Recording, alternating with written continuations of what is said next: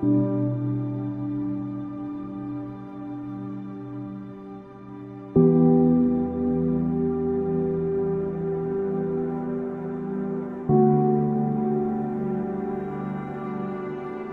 Ibu, Saudara sekalian yang dikasihi oleh Tuhan, mari kita sama-sama dengan iman mendeklarasikan Pentakosta ketiga.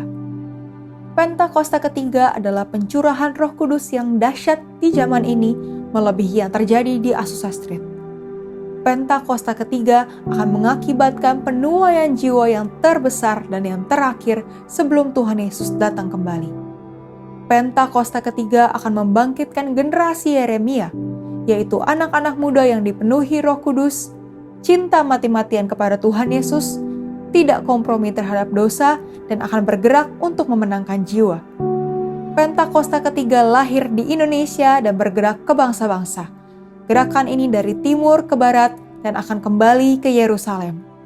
Pentakosta ketiga akan memberikan kuasa untuk menyelesaikan amanat agung, dan setelah itu Tuhan Yesus datang kembali. Mazmur 91 ayat 1-16. Dalam lindungan Allah. Orang yang duduk dalam lindungan yang maha tinggi dan bermalam dalam naungan yang maha kuasa akan berkata kepada Tuhan, tempat perlindunganku dan kubu pertahananku, Allahku yang kupercayai. Sungguh, Dialah yang akan melepaskan engkau dari jerat penangkap burung, dari penyakit sampar yang busuk. Dengan kepaknya ia akan menudungi engkau, di bawah sayapnya engkau akan berlindung. Kesetiaannya ialah perisai dan pagar tembok. Engkau tak usah takut terhadap kedahsyatan malam, terhadap panah yang terbang di waktu siang, terhadap penyakit sampar yang berjalan di dalam gelap, terhadap penyakit menular yang mengamuk di waktu petang. Walau 1.000 orang rebah di sisimu dan 10.000 di sebelah kananmu, tetapi itu tidak akan menimpamu. Engkau hanya menontonnya dengan matamu sendiri dan melihat pembalasan terhadap orang-orang fasik. Sebab Tuhan ialah tempat perlindunganmu, yang maha tinggi telah kau buat tempat perteduhanmu. Malapetaka tidak akan menimpa kamu, dan tulah tidak akan mendekat kepada kemahmu. Sebab malaikat-malaikatnya akan diperintahkannya kepadamu untuk menjaga engkau di segala jalanmu. Mereka akan menatang engkau di atas tangannya, supaya kakimu jangan terantuk kepada batu. Singa dan ular tedung akan kau langkahi, engkau akan menginjak anak singa dan ular naga. Sungguh, hatinya melekat kepadaku, maka aku akan meluputkannya. Aku akan membentenginya, sebab ia mengenal namaku. Bila ia berseru kepadaku, aku akan menjawab. Aku akan menyertai dia dalam kesesakan. Aku akan meluputkannya dan memuliakannya. Dengan panjang umur akan kukenyangkan dia, dan akan kuperlihatkan kepadanya keselamatan daripadaku.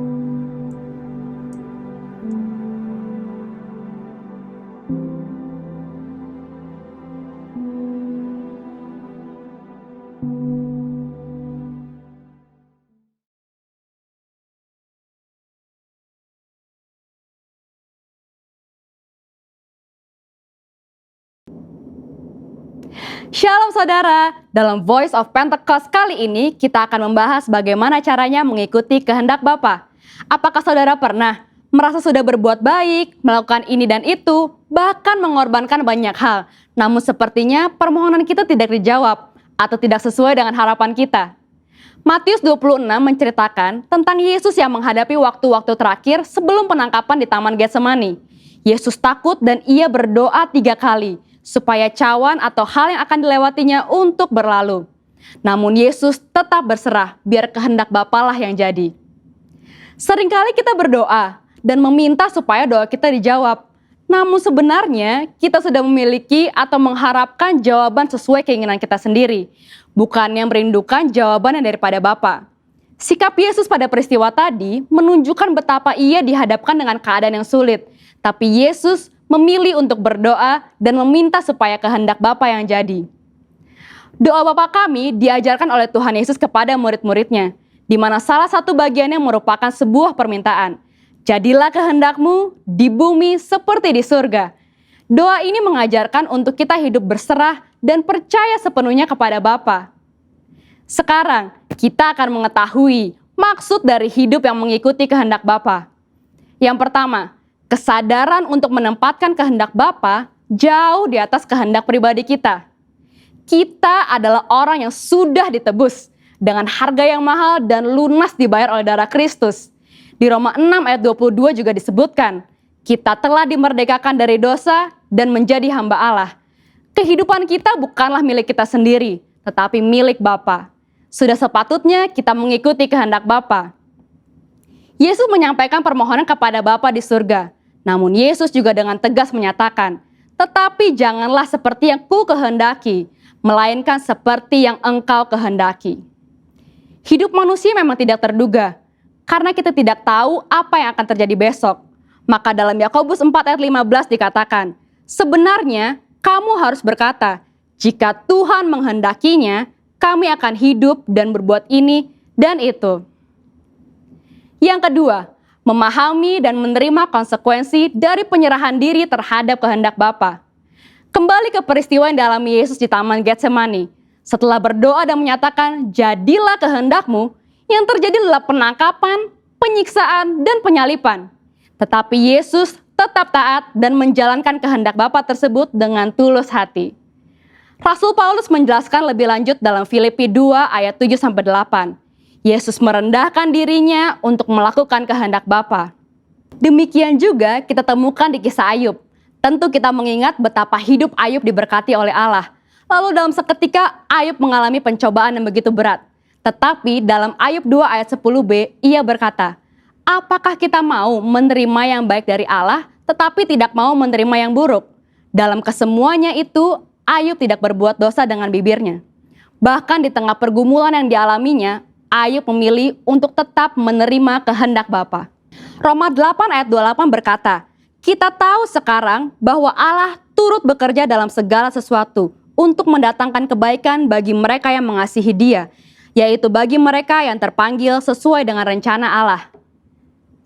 Mungkin saat ini kita belum tahu, mungkin saat ini kita sedang berada dalam prosesnya Allah, tapi akan tiba waktunya kita berkata, saya tahu sekarang bahwa selama ini Allah turut bekerja.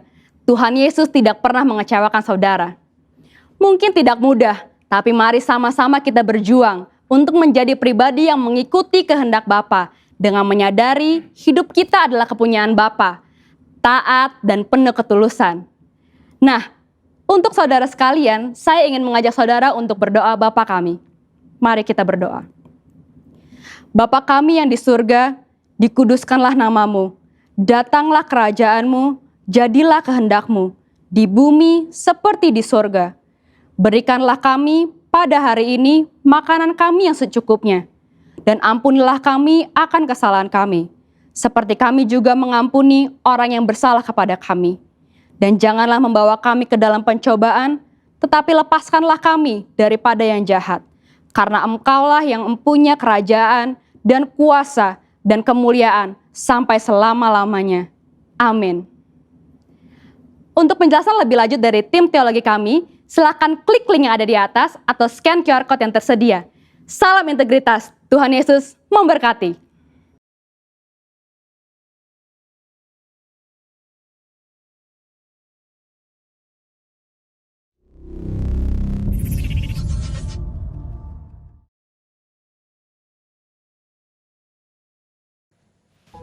Shalom, puji Tuhan saudara. Dia baik, Yesus kita baik selama-lamanya, kasih setia yang tidak pernah berubah. Hari ini kalau kita boleh ada sebagaimana kita ada semua karena anugerah Tuhan. Sebelum kita mulai ibadah kita pada minggu ini, kita mau berdoa bersama-sama. Ya Bapa, terima kasih kesempatan yang luar biasa Tuhan berikan buat kami. Tuhan izinkan kami, untuk kami boleh sama-sama memuji, menyembah, membesarkan nama Tuhan, mendengar firman-Mu. Dan Tuhan melawat setiap kami Tuhan dimanapun kami berada. Sehingga hadirat Tuhan kuat menghampiri dan melingkupi kami. Dan kami mendapat berkat Allah yang luar biasa di dalam ibadah pada hari ini. Dengan perasaan cukup karena Tuhan Yesus hadir dalam hidup kami. Terima kasih, kami mengucap syukur di dalam nama Tuhan Yesus. Haleluya. Amin. Haleluya. Haleluya Tuhan. Oh, terima kasih Yesus Tuhan. Ini pujian kami, syukur kami Tuhan. Haleluya Tuhan. Pujian dan syukurku ku bawa padamu. Dengan rendah hati ku persembahkan. Haleluya Tuhan. Sadar bila ku ada hanya karena anugerah, bukan karena kekuatanku. Haleluya Tuhan Yesus. Haleluya Tuhan. Ku tahu hidupku adalah penyembahan. Kau ciptakanku dalam kemuliaan-Mu. Haleluya Tuhan. Ku tahu hidupku berharga di mata-Mu. Segenap hidupku persembahkan. Pujian dan syukurku ku bawa padamu. Dengan rendah hati ku persembahkan. Haleluya Tuhan Yesus. Terima kasih Tuhan. Sadar bila ku ada hanya karena anugerah, bukan karena kekuatanku. Haleluya Tuhan Yesus. Ku tahu hidupku adalah penyembahan. Kau ciptakanku dalam kemuliaan-Mu. Ini hidup kami Tuhan. Ku tahu hidupku berharga di mata-Mu. Segenap hidupku persembahkan. Ku tahu hidupku adalah penyembahan. Haleluya Tuhan. Kau ciptakanku dalam kemuliaan-Mu. Sungguh luar biasa Tuhan hidup kami Tuhan. Hidup kami berharga. Ku tahu hidupku berharga di mata-Mu. Segenap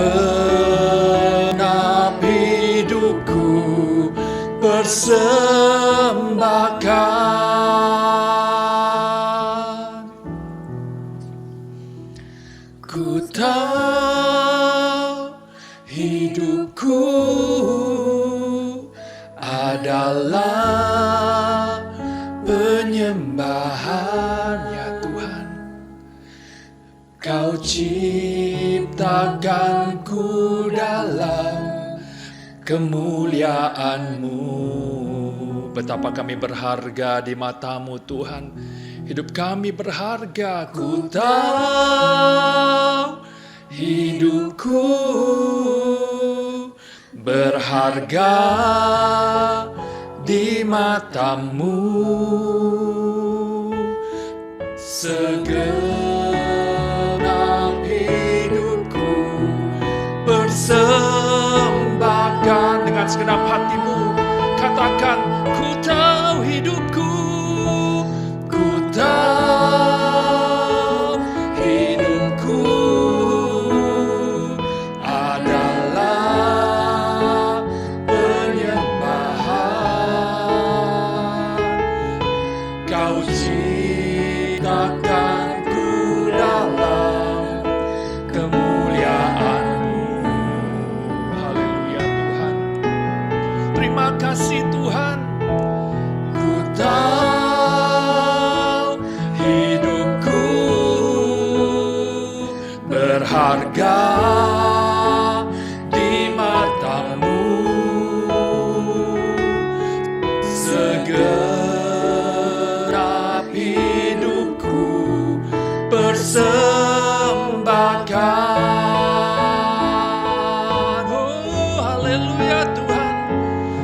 Segenap hidupku persembahkan. Haleluya. Segenap hidupku persembahkan.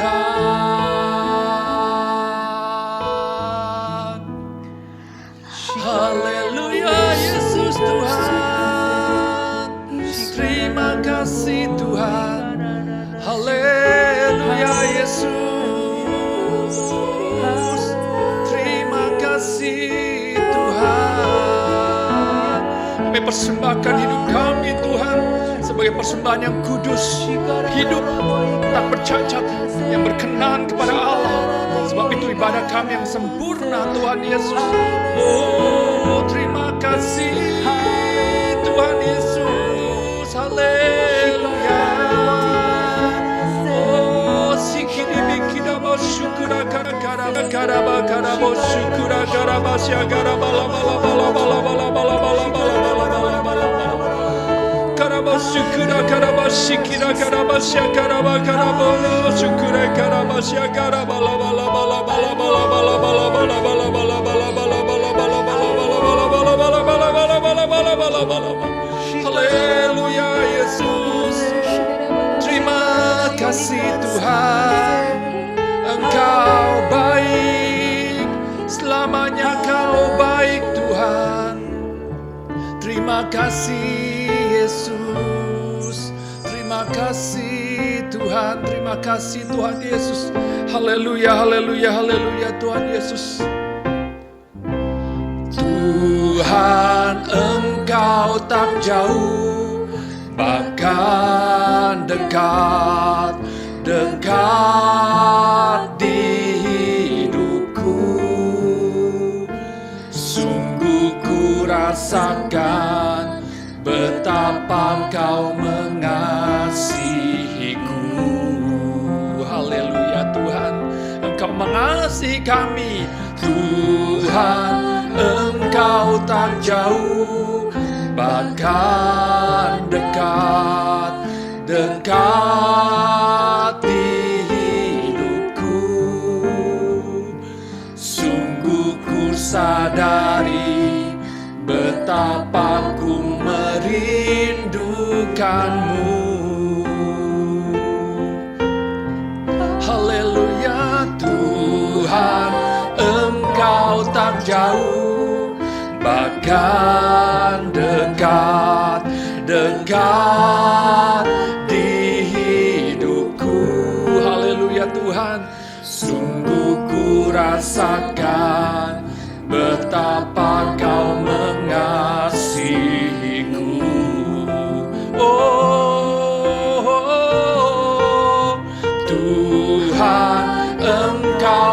jauh, bahkan dekat di hidupku. Sungguh ku sadari betapa ku merindukanmu. Oh, nyanyi pujian bagimu. Haleluya. Tuhan, pujian bagimu. Tuhan, namamu besar dan layak dipuji. Oh, kau layak dipuji. Nyanyi pujian bagimu. Tuhan, pujian bagimu. Tuhan, namamu besar dan layak dipuji. Nyanyi pujian bagimu. Haleluya Tuhan. Tuhan, pujian bagimu. Tuhan, namamu besar dan layak dipuji. Layak dipuji. Nyanyi pujian bagimu. Tuhan, pujian bagimu. Tuhan, namamu besar dan layak dipuji. Haleluya Yesus Tuhan, namamu besar dan layak dipuji. Mari katakan, namamu besar Tuhan, namamu besar dan layak dipuji. Haleluya, haleluya Yesus. Terpujilah namamu Tuhan. Engkau layak terima hormat pujian kami. Engkau layak terima sembah kami Tuhan Yesus. Terpujilah Engkau kekal selama-lamanya. Terima kasih Tuhan, terima kasih.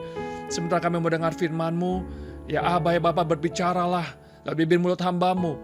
Pakailah dari bibir mulut hamba-Mu sebagai alat Tuhan untuk mengoreksi, menegur, menguatkan, membangun, membangkitkan iman kami. Untuk kami berjalan bersama-sama Tuhan, tidak menjadi lelah dan berlari, tidak menjadi lesu Tuhan, sebab Engkaulah kesukaan kami. Dalam nama Yesus kami siap dan sambut firman-Mu. Haleluya. Amin.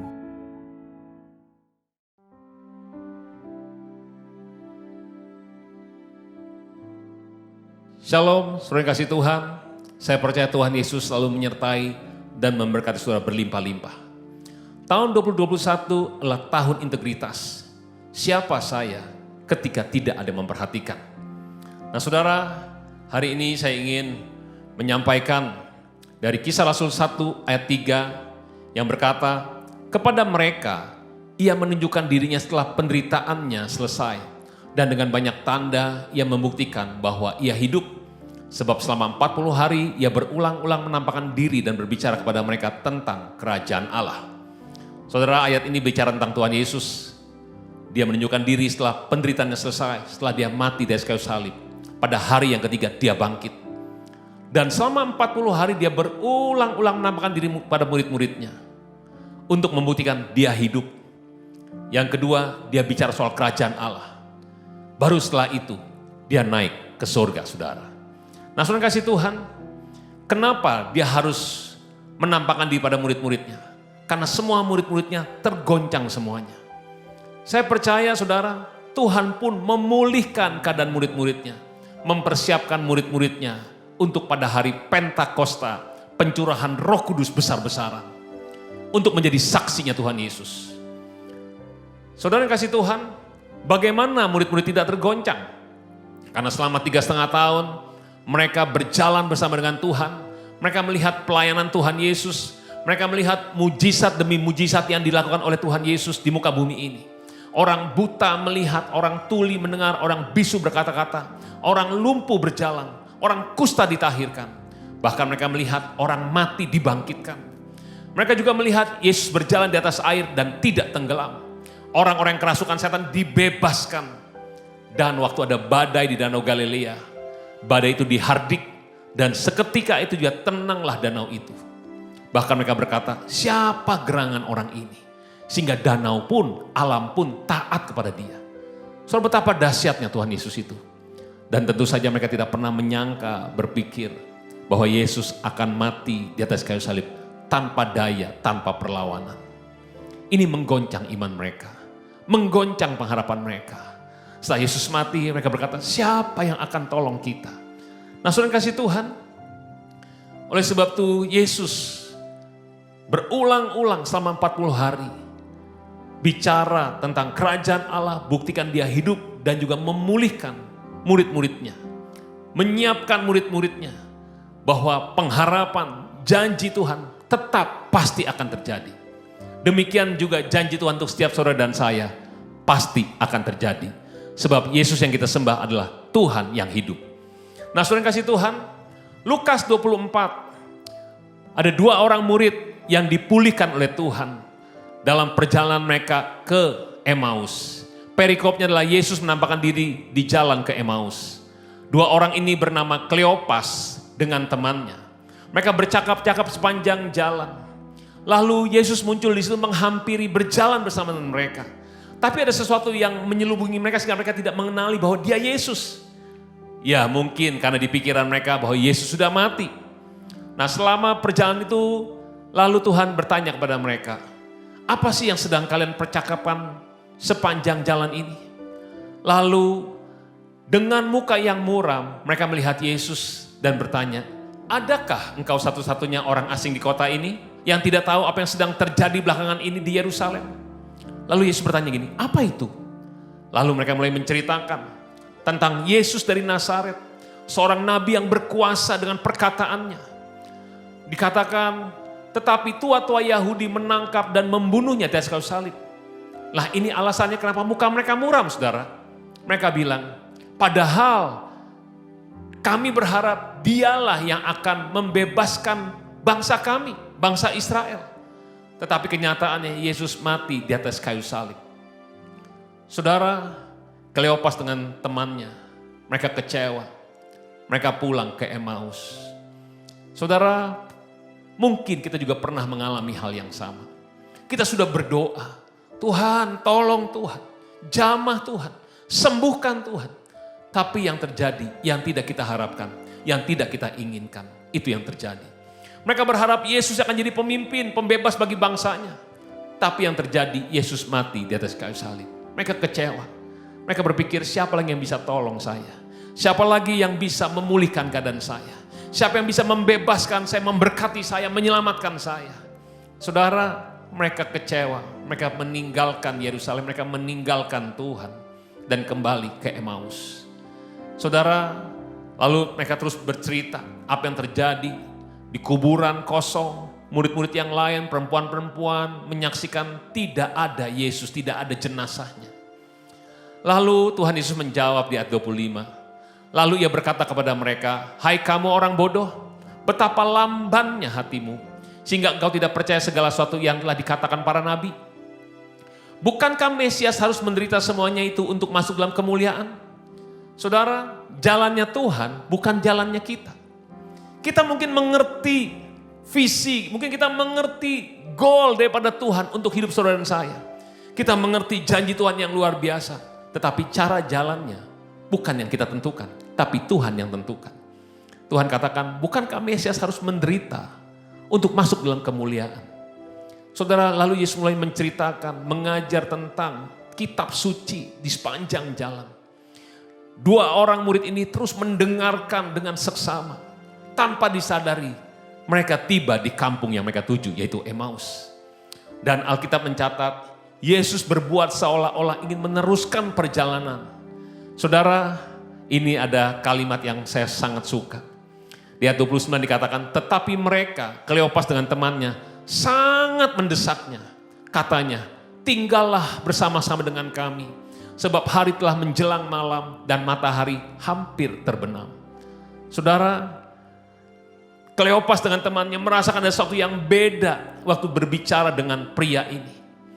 Ada sesuatu yang mengusik hatinya, yang mungkin sudah lama dia tidak alami dan tidak dengar. Dan waktu seolah Yesus ingin meneruskan perjalanannya, mereka mendesak. Tinggallah bersama-sama dengan kami. Teruskan pembicaraan kita. Ada sesuatu yang sedang mengubah hati Kleopas dengan temannya. Dan puji Tuhan, Tuhan tidak pernah menolak. Waktu saudara dan saya meminta kepada dia, untuk Tuhan kembali dekat dengan saya ya Tuhan. Tuhan kembali intim dengan saya. Tuhan tidak pernah menolak untuk Tuhan pulihkan hidup saya. Tuhan selamatkan. Tuhan ampuni dosa saya. Tuhan tidak pernah menolak itu. Tapi saudara perlu untuk minta kepada dia. Nah saudara yang kasih Tuhan. Lalu Yesus duduk bersama-sama mereka untuk makan malam. Waktu ia duduk makan dengan mereka, ia mengambil roti. Ia mengucap berkat, lalu memecah-mecahkan dan memberikannya kepada mereka. Ketika itu terbukalah mata mereka dan mereka pun mengenal dia, tetapi ia lenyap dari tengah-tengah mereka. Saudara, kata mereka seorang pada yang lain, bukankah hati kita berkobar-kobar ketika ia berbicara dengan kita di tengah jalan dan ketika menerangkan kitab suci kepada kita? Saudara, ini yang menyebabkan mereka mendesak untuk Yesus tinggal bersama-sama dengan mereka. Hati mereka mulai kembali terbakar waktu mendengar tentang kitab suci. Saudara kasih Tuhan, mari jangan berhenti untuk baca Alkitab. Baca Alkitab dan renungkan dan lakukan firman Tuhan. Saya percaya mungkin banyak pertanyaan yang belum dijawab. Banyak hal yang kita tidak mengerti. Tapi saya percaya firman Tuhan akan berikan jawaban kepada jiwa kita. Firman Tuhan akan menuntun jalan-jalan kita. Mari saudara, jangan menyerah dengan keadaan. Saudara yang luar biasa, waktu mereka makan, Yesus mengambil roti. Lalu dia mengucap syukur dan dia pecah-pecahkan. Waktu dia berikan apa yang terjadi, mereka mengenali Yesus. Mungkin waktu Kleopas dengan temannya melihat pria ini mengambil roti, mungkin mereka berpikir, rasanya gaya seperti ini saya pernah lihat. Tapi kapan dan di mana? Tapi itu terbuka waktu Yesus memecah-pecahkan roti. Langsung dia kenali, ini Yesus. Saudara kasih Tuhan, mereka sadar, mereka tahu saat itu bahwa Tuhan tidak pernah meninggalkan murid-muridnya. Meskipun murid-muridnya meninggalkan Yerusalem ke Emmaus, Tuhan kejar dan Tuhan bawa kembali. Sekalipun saudara dan saya mulai menjauh daripada Tuhan, dengar baik-baik, Tuhan tidak pernah membiarkan saudara dan saya. Dia pasti akan menarik kita kembali kepada Tuhan Yesus. Nah saudara, roti bicara soal tubuh Yesus. Roti bicara soal kasih Tuhan. Waktu Tuhan memberikan tubuhnya. Saudara, itu bicara soal pengorbanan Yesus, kasih Tuhan. Kasih Tuhan membuat Kleopas dengan temannya kembali mengenali Yesus. Saudara kasih Tuhan, Yesus diambil dari sorga. Seperti roti diambil, Tuhan Yesus juga diambil dari sorga, lahir di muka bumi ini. Lalu dia mengucap syukur, Tuhan Yesus diberkati di muka bumi ini. Dia melakukan perkara yang ajaib dan dahsyat, mujizat, kesembuhan, semuanya dia lakukan secara supranatural. Dan gak cukup di situ saudara, roti harus dipecahkan. Tuhan Yesus harus dipecahkan, mati di atas kayu salib. Saudara, inilah bicara soal kasih Tuhan. Saya percaya hari-hari ini kasih Tuhan sedang dicurahkan atas umatnya, atas gerejanya, atas manusia. Supaya kita kembali lagi dekat dengan Tuhan, intim dengan Tuhan. Dan bukan hanya itu. Kasih Tuhan dicurahkan untuk saudara dan saya. Supaya kita mengasihi Tuhan Yesus lebih lagi. Dan mengasihi sesama kita. Seperti kita mengasihi diri kita sendiri. Artinya, saudara, waktu kasih Tuhan memenuhi hidup kita. Kita akan mengasihi Tuhan dan kita juga akan melayani sesama kita. Banyak orang-orang yang membutuhkan pertolongan Tuhan. Banyak jiwa-jiwa yang membutuhkan Yesus. Pertanyaannya adalah, maukah setiap saudara dan saya yang sudah mengalami kasih Tuhan, kita juga melayani sesama kita, supaya mereka diselamatkan, supaya mereka juga disembuhkan, dipulihkan, dan diberkati. Yang mau katakan amin. Nah, saudara kasih Tuhan, ini pertanyaan dari Tuhan Yesus untuk kita semua. Dia bertanya begini, maukah kau jadi roti yang terpecah bagiku? Maukah kau jadi anggur yang tercurah bagiku? Maukah kau jadi saksi memberitakan Injilku? Melayani lebih sungguh. Saudara, setelah Kleopas mengenali Yesus dan Yesus tidak ada lagi. Dan hari itu juga, malam itu juga, mereka kembali ke Yerusalem. Berkumpul, bergabung dengan murid-murid yang lain. Saudara, untuk apa? Untuk mereka mempersiapkan diri untuk dipakai, untuk beritakan Injil keselamatan. Berapa banyak daripada saudara hari ini, engkau berkata, Tuhan, aku juga ingin dipakai oleh Tuhan. Aku ingin melayani sesama kami, Tuhan. Aku ingin, Tuhan, supaya keluargaku diselamatkan. Sahabat-sahabat temanku diselamatkan. Aku ingin memberitakan kabar baik, Injil keselamatan. Aku ingin memberitakan kasih Yesus. Kalau saudara itu orangnya dan kau mau lakukan itu, mari kita jawab pertanyaan Tuhan. Sama-sama kita angkat pujian ini. Katakan, aku mau jadi roti yang terpecah bagimu. Aku mau jadi anggur yang tercurah bagimu.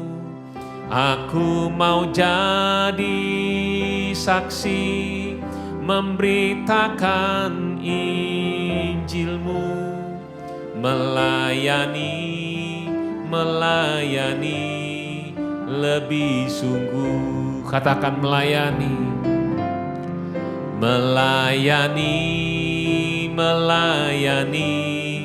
lebih sungguh. Melayani lebih sungguh.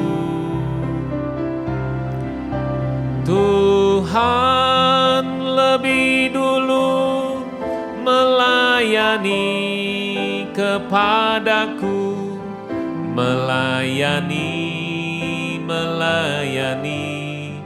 lebih sungguh. Mari kita sembah Tuhan. Hinarala bayarala musyande, Iarala maso, Iarala masehe, Hikarala yarala moto syanda, Hikarala masi, Niarala maso nayara moto syanda, Iarala masehe, Ikarala mayara moto syando, haleluya. Hirala mayara lamo, niarala masehe. Ikarala mayara moto syando, inanara maso, iarala masehe. Hirala masikana yara moto syando, hiralana yara lamo, ikarala masih, haleluya. Yarala masenderemo yara moto syanda, haleluya, haleluya. Berapa banyak kepada saudara saat ini kau berkata, Tuhan, Aku ingin kembali lagi dekat dengan Tuhan. Dan aku ingin dipakai oleh Tuhan. Aku ingin melayani Tuhan dan melayani sesamaku Tuhan. Mari yang berkata seperti itu, mari angkat tangan dan mulai berdoa. Tuhan, Kau lihat tangan-tangan yang diangkat kepadamu. Tuhan, jamah saat ini. Biar kasih-Mu mengalir ya Tuhan. Kasih-Mu mengalir ya Tuhan. Jamah Tuhan setiap anak-anak-Mu Tuhan. Pulihkan mereka Tuhan. Pakai semuanya Tuhan. Pakai Tuhan. Pakai Tuhan. Biar melalui hidup mereka Tuhan, banyak orang-orang diselamatkan, dipulihkan, disembuhkan, diberkati. Tuhan, terima kasih banyak. Berkati Tuhan, berkati semua anak-anak-Mu. Di dalam nama Tuhan Yesus kami telah berdoa dan mengucap syukur. Sama-sama kita katakan, amin, amin. Selamat hari Minggu, Tuhan Yesus memberkati saudara berlimpah-limpah. Amin.